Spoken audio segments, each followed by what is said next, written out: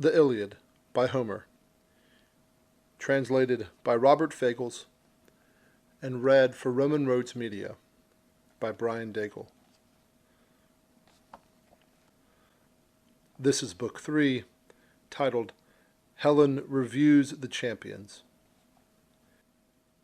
Now, with the squadrons marshaled, captains leading each, the Trojans came with cries and the din of war like wild fowl, when the long hoarse cries of cranes sweep on against the sky, and the great formations flee from winter's grim, ungodly storms, flying in force, shrieking south to the ocean gulfs, speeding blood and death to the pygmy warriors, launching at daybreak savage battle down upon their heads.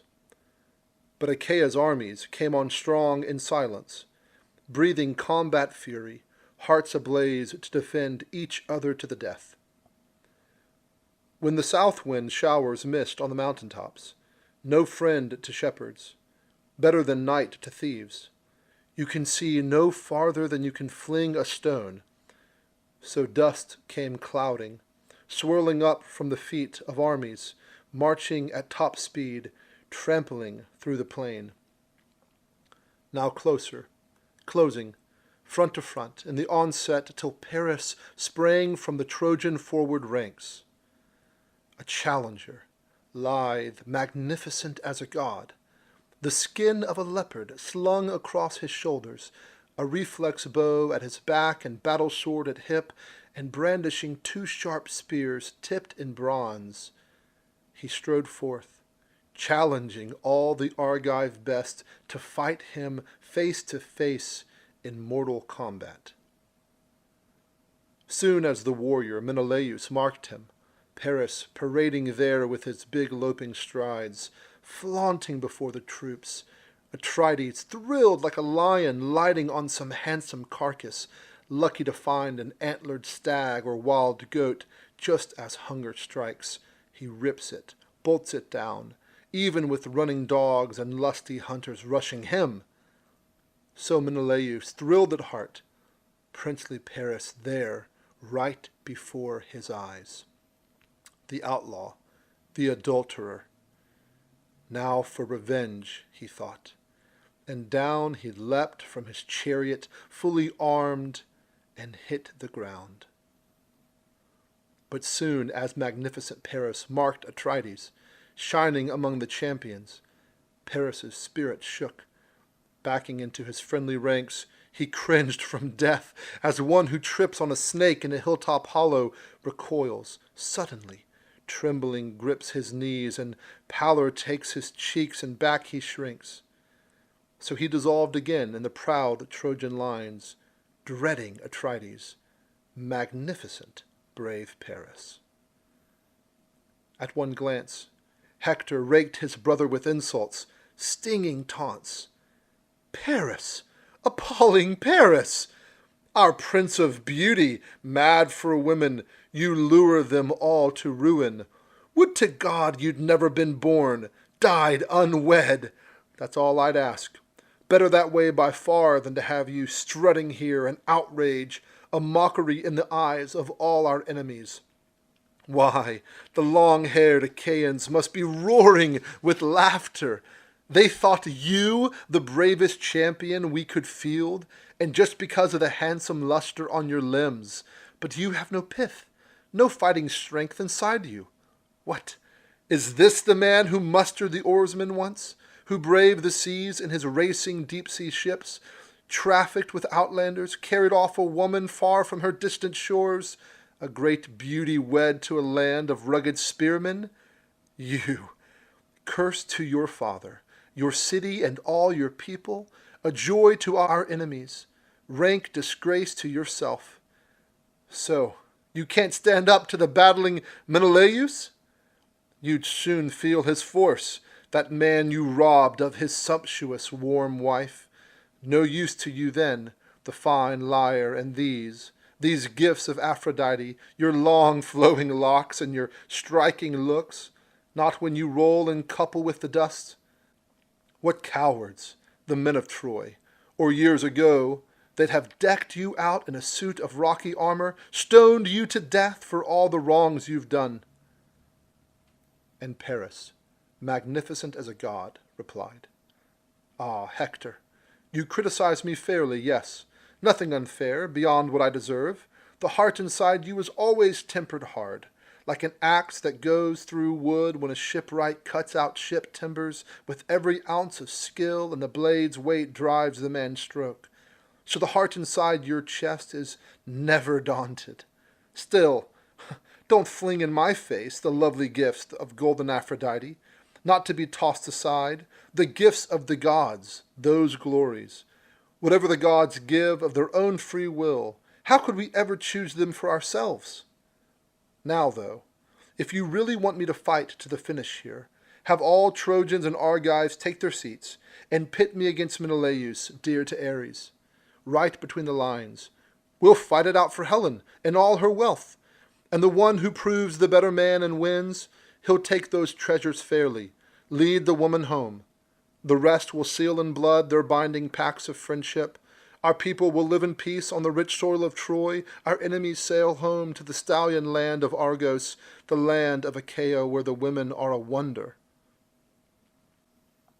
When Hector heard that challenge, he rejoiced, and right in the no-man's land, along his lines he strode, gripping his spear mid-haft, staving men to a standstill.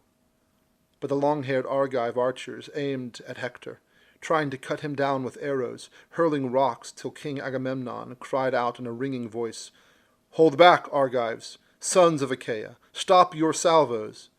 Look, Hector with that flashing helmet of his, the man is trying to tell us something now." They held their attack. Quickly men fell silent and Hector pleaded, appealing to both armed camps. "Hear me, Trojans, Achaeans geared for combat. Hear the challenge of Paris, the man who caused our long, hard campaign. He urges all the Trojans, all the Argives too, to lay their fine armor down on the fertile earth, while Paris himself and the warrior Menelaus take the field between you and fight it out for Helen and all her wealth in single combat. And the one who proves the better man and wins, he'll take those treasures fairly, lead the woman home. The rest will seal in blood their binding pacts of friendship." He stopped. A hushed silence held the ranks. And Menelaus, whose cry could marshal armies, urged both sides, "Now hear me out as well. Such limited vengeance hurts me most of all, but I intend that we will part in peace at last. Trojans and Achaeans, look what heavy casualties you have suffered just for me, my violent quarrel in Paris, who brought it on you all. Now we'll fight, and death to the one marked out for doom and death, but the rest will part in peace, and soon, soon. Bring 2 lambs, a white male and a black ewe for the sun and earth, and we'll bring a third for Zeus. And lead on Priam too, Priam in all his power, so the king himself can seal our truce in blood. His royal sons are reckless, not to be trusted. No one must trample on the oath we swear to Zeus. The minds of the younger men are always flighty, but let an old man stand his ground among them, one who can see the days behind, the days ahead. That is the best hope for peace, for both our armies." The Achaean and Trojan forces both exulted, hoping this would end the agonies of war. They hauled their chariots up in ranks, at rest. The troops dismounted and stripped away their arms and laid them down on the earth, crowded together. Hardly a foot of plowland showed between them. Back to the city, Hector sent 2 heralds now to bring the lambs at once and summon Priam, while King Agamemnon sent Talthybius off, heading down to the ships for 1 more lamb. The herald obeyed his captain's orders quickly. And now a messenger went to white-armed Helen too, Iris, looking for all the world like Hector's sister, wed to Antenor's son, Helicaon's bride Laodice, the loveliest daughter Priam ever bred. and Iris came on Helen in her rooms, weaving a growing web, a dark red folding robe, working into the weft the endless bloody struggles. Stallion-breaking Trojans and Argives, armed in bronze, had suffered all for her at the god of battle's hands. Iris, racing the wind, brushed close and whispered, "Come, dear girl, come quickly, so you can see what wondrous things they're doing. Stallion-breaking Trojans and Argives armed in bronze. A moment ago they longed to kill each other, longed for heartbreaking, inhuman warfare on the plain. Now those very warriors stand at ease, in silence. The fighting's stopped. They lean against their shields, their long lances stuck in the ground beside them. Think of it. Paris and Menelaus, loved by Ares, go to fight it out with their rugged spears, all for you. And the man who wins that duel, you'll be called his wife." And with those words the goddess filled her heart with yearning warm and deep for her husband long ago, her city and her parents.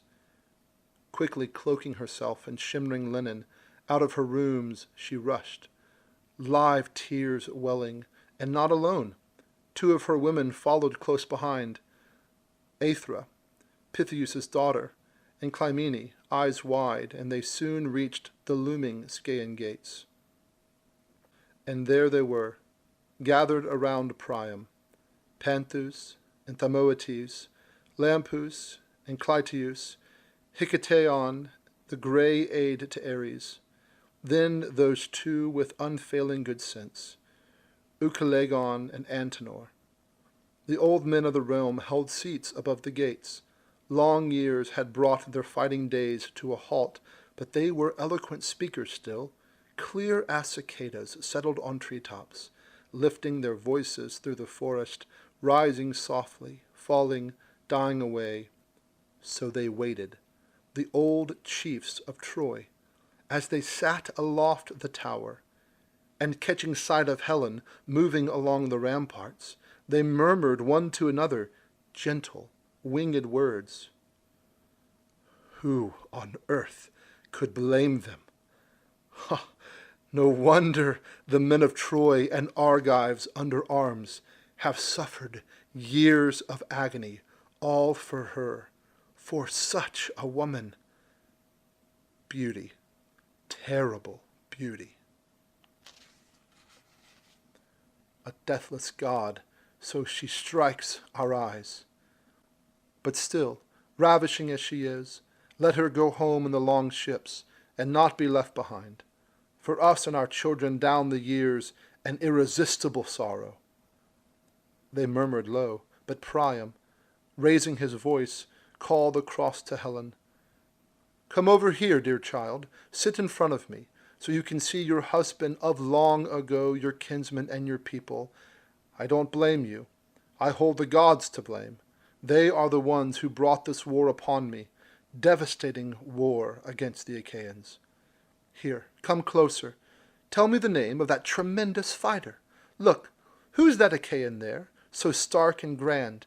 Many others afield are much taller, true, but I have never yet set eyes on one so regal, so majestic. That man must be a king. And Helen, the radiance of women, answered Priam. I revere you so, dear father. Dread you too.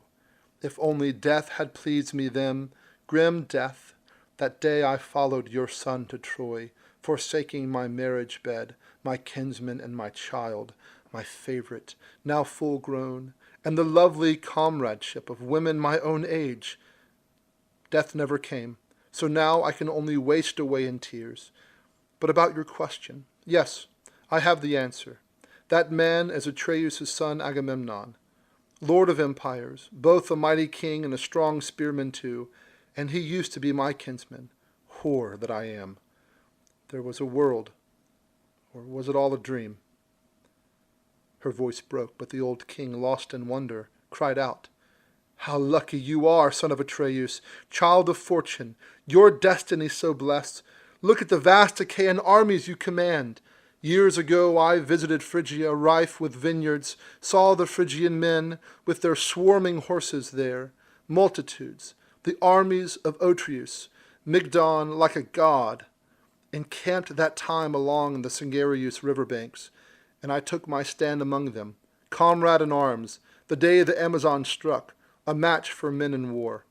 But not even those hordes could match these hordes of yours, your fiery-eyed Achaeans. Inciting Odysseus next, the old king questioned Helen. Come, dear child, tell me of that one too. Now who is he? Shorter than Atreus' son Agamemnon, clearly, but broader across the shoulders, through the chest. There, you see? His armor's heaped on the green field, but the man keeps ranging the ranks of fighters like a ram.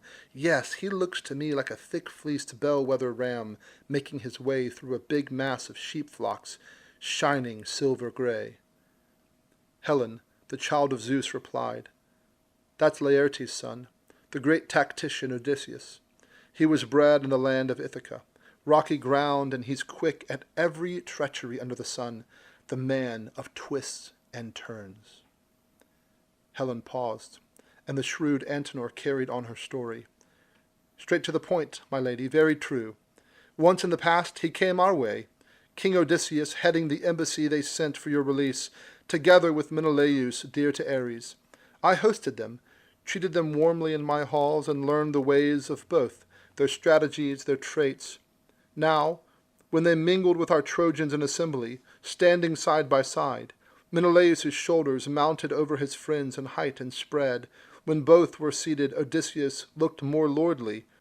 But when they spun their appeals before us all, Menelaus spoke out quickly, his words racing, few but clear as a bell, nothing long-winded or off the mark, though in fact the man was younger. But when Odysseus sprang up, the famed tactician would just stand there, staring down, hard, his eyes fixed on the ground, never shifting his scepter back and forth, clutching it stiff and still like a mindless man. You'd think him a sullen fellow or just plain fool. But when he let loose that great voice from his chest, and the words came piling on like a driving winter blizzard, then no man alive could rival Odysseus. Odysseus. We no longer gazed in wonder at his looks.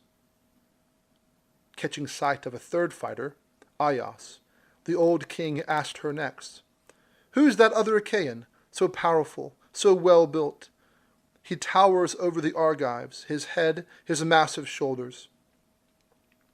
And Helen, in all her radiance, her long robes, replied, Why, that's the giant, Aias, bulwark of the Achaeans.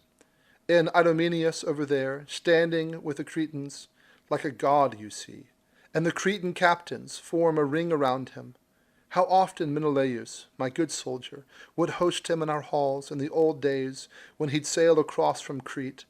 And now I see them all, the fiery-eyed Achaeans. I know them all by heart, and I could tell their names, but two I cannot find. And they're captains of the armies, Castor, breaker of horses, and the hardy boxer Polydeuces. My blood brothers. Mother bore them both. Perhaps they never crossed over from Lacedaemon's lovely hills, or come they did, sailing here in the deep-sea ships. But now they refuse to join the men in battle, dreading the scorn, the curses hurled at me. So she wavered, but the earth already held them fast, long dead in the life-giving earth of Lacedaemon, the dear land of their fathers. Now through Troy the heralds brought the offerings for the gods, sacred victims to bind and seal the oaths. 2 lambs and the wine that warms the heart, the yield of the vine, falling a goat-skin sack, and the herald Idaeus carried a gleaming bowl and golden wine cups. Reaching the old king's side, the crier roused him sharply. Son of Laomedon, rise up. They are calling for you now, commanders of both armies, stallion-breaking Trojans and Argives armed in bronze. Come down to the plain so you can seal our oaths. Now Paris and Menelaus, Atrides loved by Ares, will fight it out with their rugged spears for Helen, and Helen and all her treasures go to the man who wins. The rest will seal in blood their binding pacts of friendship. Our people will live in peace on the rich soil of Troy. Our enemies sail home to the stallion land of Argos, the land of Achaia where the women are a wonder. A shudder went shooting through the old man, but he told his men to yoke the team at once. They promptly obeyed, and Priam climbed aboard, pulling the reins back taut. Antenor flanked him, mounting the gleaming car, and both men drove the team through the Scaean gates, heading toward the plain. Reaching the front, they climbed down from the chariot, onto the earth that feeds us all, and into the space between Achaean and Trojan lines they marched. Lord Agamemnon rose at once to greet them both, with the great tactician Odysseus by his side. The noble heralds brought on the victims, marked for the gods to seal and bind the oaths. They mixed the contenders' wine in a large bowl and rinsed the warlords' waiting hands with water. Atreus' son drew forth the dagger always slung in his battle-sword's big sheath, cut some tufts from the lamb's head, and heralds passed them round to Achaean and Trojan camps. Then Atreus' son Agamemnon stood in behalf of all, lifted his arms and prayed in his deep, resounding voice. Father Zeus, ruling over us all from Ida, God of greatness, God of glory, Helios, sun above us, you who see all, hear all things, rivers and earth, and you beneath the ground who punish the dead, whoever broke his oath, be witness here, protect our binding pacts. If Paris brings Menelaus down in blood, he keeps Helen himself and all her wealth, and we sail home in our racing deep-sea ships. But if red-haired Menelaus brings down Paris, the Trojans surrender Helen and all her treasures, and they pay us reparations fair and fitting, a price to inspire generations still to come. But if Priam and Priam's sons refuse to pay, refuse me, Agamemnon, with Paris beaten down, then I myself will fight it out for the ransom. I'll battle here to the end of our long war. On those terms, he dragged his ruthless dagger across the lambs' throats and let them fall to the ground, dying, gasping away their life-breath, cut short by the sharp bronze. Then dipping up the wine from the mixing bowls, brimming their cups, pouring them on the earth, men said their prayers to the gods who never die.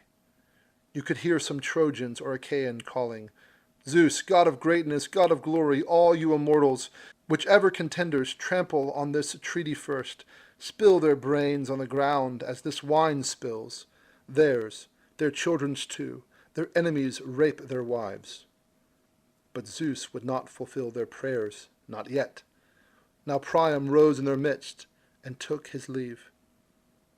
Hear me, Trojans, Achaeans geared for combat, whom I go to windy Ilium. Straight home now. This is more than I can bear, I tell you, to watch my son do battle with Menelaus, loved by the war god, right before my eyes. Zeus knows, no doubt, and every immortal too, which fighter is doomed to end all this in death. And laying the victims in the chariot, noble Priam climbed aboard, pulling the reins back taut. Antenor flanked him, mounting the gleaming car, and back they drove again, heading home to Troy. But Priam's son, Prince Hector, and royal Odysseus measured off the ground for single combat first, then dropped 2 stones in a helmet, lots for casting. Who would be the first to hurl his bronze-tipped spear? The armies prayed and stretched their hands to the gods. They could hear some Trojan or Achaean pleading, Father Zeus, ruling over us all from Ida, God of greatness, glory, whoever brought this war on both our countries, let him rot and sink to the house of death, but let our pacts of friendship all hold fast. So they prayed, as tall Hector, eyes averted under his flashing helmet, shook the 2 lots hard, and Paris's lot leapt out. The troops sat down by rank, each beside his horses, pawing the ground where blazoned war gear lay. And now, one warrior harnessed burnished armor on his back, magnificent Paris, fair-haired Helen's consort. First he wrapped his legs with well-made greaves, fastened behind the heels with silver ankle clasps.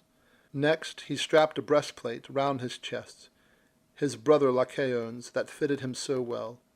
Then over his shoulder Paris slung his sword, the fine bronze blade with its silver-studded hilt, and then the shield strap and his sturdy, massive shield, and over his powerful head he set a well-forged helmet, the horsehair crest atop it tossing, bristling terror, and last he grasped a spear that matched his grip. Following step by step, the fighter Menelaus strapped on armor too. Both men armed at opposing sides of the forces. Into the no-man's land between the lines they strode, glances menacing, wild excitement seizing all who watched, the stallion breaking Trojans and Argive men-at-arms. Striking a stand in the dueling ground just cleared, they brandished spears at each other, tense with fury. Suddenly Paris hurled. His spear's long shadow flew, and the shaft hit Menelaus's round shield, full center. Not pounding through, the brazen point bent back in the tough armor. But his turn next. Menelaus reared with a bronze lance and a prayer to Father Zeus. Zeus, king, give me revenge. He wronged me first. Illustrious Paris, crush him under my hand, so even among the men to come a man may shrink from wounding the host who showers him with kindness. Shaking his spear, he hurled, and its long shadow flew, and the shaft hit Paris's round shield, hit full center. Straight through the gleaming hide the heavy weapon drove, ripping down and in through the breastplate finely worked, tearing the war shirt. Close by Paris's flank it jabbed, but the Trojan swerved aside and dodged back death. Shaking his spear, he hurled, and its long shadow flew, and the shaft hit Paris's round shield, hit full center. Straight through the gleaming hide the heavy weapon drove, ripping down and in through the breastplate finely worked, tearing the war shirt. Close by Paris's flank it jabbed, but the Trojan swerved aside and dodged black death. So now Menelaus drew his sword, with silver studs, and hoisting the weapon high, brought it crashing down on the helmet ridge. But the blade smashed where it struck, jagged shadows flying. It dropped from Atrides' hand, and the hero cried out, scanning the blank skies, "Father Zeus, no gods more deadly than you! Here I thought I'd punish Paris for all his outrage. Now my sword is shattered, right in my hands. Look, my spear flew from my grip for nothing. I never hit him." Lunging at Paris, he grabbed his horsehair crest, swung him round, started to drag him into Argive lines, and now the braided chin-strap holding his helmet tight was gouging his soft throat. Paris was choking, strangling.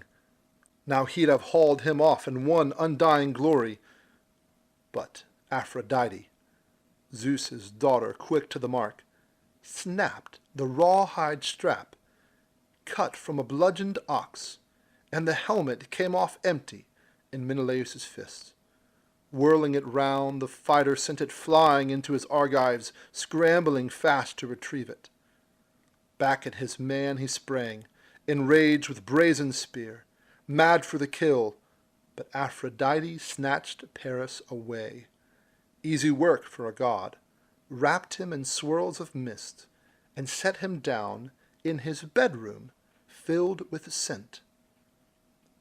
Then off she went herself to summon Helen, and found her there on the steep, jutting tower with a troop of Trojan women clustered round her. The goddess reached and tugged at her fragrant robe, whispering low, for all the world like an old crone, the old weaver who, when they lived in Lacedaemon, wove her fine woolens and Helen held her dear. Like her to the life, immortal love invited. Quickly, Paris is calling for you. Come back home. There he is in his bedroom, the bed with inlaid rings. He is glistening in all his beauty and his robes. You'd never dream he's come from fighting a man. You'd think he's off to a dance or slipped away, from the dancing, stretching out at ease, enticing so that the heart in Helen's breast began to race. She knew the goddess at once, the long, lithe neck, the smooth, full breasts, and the fire in those eyes, and she was amazed. She burst out with her name. Maddening one, my goddess, oh, what now? Lusting to lure me to my ruin yet again? Where will you drive me next?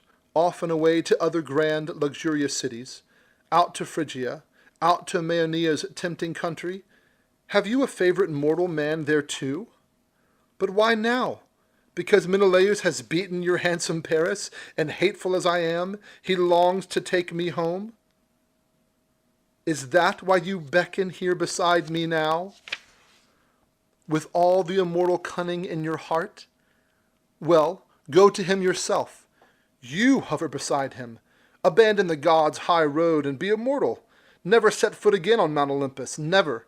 Suffer for Paris, protect Paris for eternity, until he makes you his wedded wife, that or his slave. Not I. I'll never go back again. It would be wrong, disgraceful to share that coward's bed once more. The women of Troy would scorn me down the years. Oh, the torment, never-ending heartbreak. But Aphrodite rounded on her in fury. Don't provoke me, wretched, headstrong girl, or in my immortal rage I may just toss you over, hate you as I adore you now, with a vengeance. I might make you the butt of hard, withering hate from both sides at once, Trojans and Achaeans, then your fate can tread you down to dust. So she threatened, and Helen, the daughter of mighty Zeus, was terrified. Shrouding herself in her glinting silver robes, she went along in silence. None of her women saw her go. The goddess led the way. And once they arrived at Paris's sumptuous halls, the attendants briskly turned to their own work as Helen in all her radiance climbed the steps to the bedroom under the high vaulting roof. There Aphrodite quickly brought her a chair, the goddess herself with her everlasting smile, and set it down, face to face with Paris. And there Helen sat, Helen, the child of Zeus, whose shield is storm and lightning, glancing away, lashing out at her husband. So, home from the wars! Oh, would to God you die there, brought down by that great soldier, my husband, long ago. And how you used to boast, year in, year out, that you were the better man than fighting Menelaus in power, arm and spear. So why not go back now? Hurl your challenge at Menelaus dear to Ares. Fight it out together, man to man again. Wait, take my advice and call a halt right here. No more battling with fiery-haired Menelaus, pitting strength against strength in single combat. Madness. He just might impale you on his spear. But Paris replied at once to Helen's challenge. No more, dear one. Don't rake me with your taunts, myself and all my courage. This time, true, Menelaus has won the day, thanks to Athena. I'll bring him down tomorrow. Even we have gods who battle on our side. But come, let's go to bed. Let's lose ourselves in love. Never has longing for you overwhelmed me so. No, not even then, I tell you, that first time when I swept you up from the lovely hills of Lacedaemon, sailed you off and away in the racing deep-sea ships, and we went and locked in love on rocky island. That was nothing to how I hunger for you now. Irresistible longing lays me low. He led the way to bed. His wife went with him. And now, while the two made love in the large carved bed, Menelaus stalked like a wild beast, up and down the lines. Where could he catch a glimpse of magnificent Paris? Not a single Trojan, none of their famous allies could point out Paris to battle-hungry Menelaus. Not that they would hide him out of friendship, even if someone saw him. All of them hated him like death, black death. But martial Agamemnon called out to the armies, "Hear me now, you Trojans, Dardans, Trojan allies. Clearly victory goes to Menelaus, dear to Ares. You must surrender Helen and all her treasure with her, at once, and pay us reparations fair and fitting, a price to inspire generations still to come." So Atrides demanded. His armies roared assent.